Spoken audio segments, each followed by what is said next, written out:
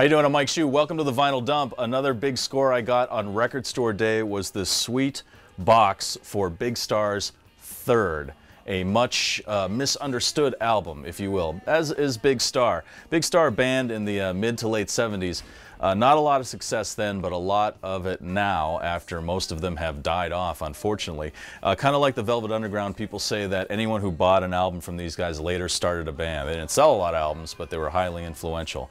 But their third album was a real trip because it was at the end of their career. There was only two members left, Alex Chilton and Jody Stevens, and both were dating the twin sisters.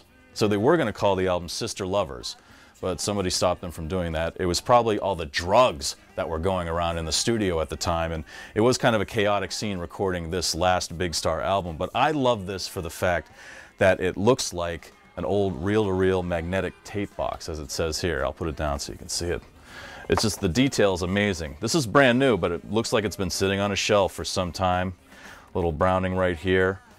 Looks like totally written, handwritten, Big Star Third Master. It's beautiful. Even has the kind of magnetic tape it would be. What I also love is the, right here, Alex and Jody. At the time they were thinking of not even being a band anymore, so they weren't sure if they wanted to put Big Star on the actual box, but that's, like, looks like it's handwritten, all this stuff right here. And then the back, which is fantastic also. Classic. And they use this down here. This is with directions on how to use the tape, but they use this area to give all the credits for producers and studios and things like that. Just a really awesome recreation of this box. And on the inside is the actual album. This is a recreation of what they called back then a test pressing. They would make an album and they would press just a few copies on these plain white vinyls and send them out to the radio stations. Like right now, what they would do is send an MP3 through the internet, but back in those days, in the 70s, they would send an actual album, fresh, thick vinyl. Wouldn't tell you really who it is. They'd give you a little note saying, hey, this is the new Big Star, and they'd give that to you. Now, word was there was like about 200 of these or so that were actual test pressings from the 70s. Unfortunately, this was not one of those, but I'd like to get my hands on one of those. That's pretty sweet. And this also comes with recreated notes from the album. Here's music sheets, copied, handwritten, with some of the lyrics on here. They had about 20 or 30 different musicians working on this album, so they had to do a lot of those. Plus, it also has the recording notes on here, which is pretty interesting.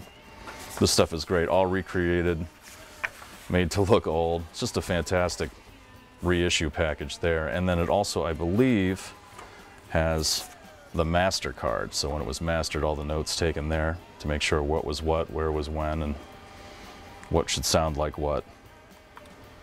But a fantastic reissue, again, a Record Store Day exclusive of Big Star's Third, an album that I think that really influenced a band like Radiohead. If you listen to Radiohead now and you go back and listen to Big Star's Third or Sister Lovers, you can see where a lot of Radiohead sound comes from.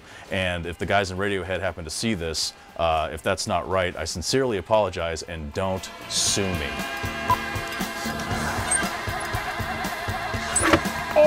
Oh, God! Oh, God!